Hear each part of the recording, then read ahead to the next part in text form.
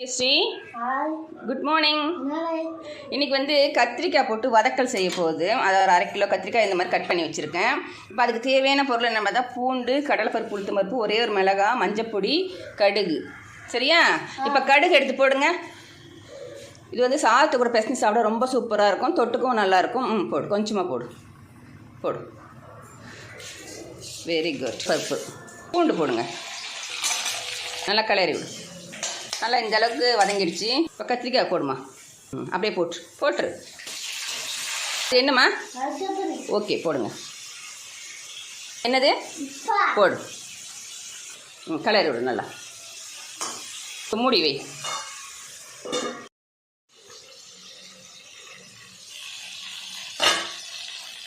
சாம்பார் பொடி போட்டுக்கலாம். இப்போ சாம்பார் பொடி போட்டு நல்லா கலந்துட்டு ஒரு 2 நிமிஷம் நம்மளுடைய கத்திரிக்காய் வதக்கல் ரெடி.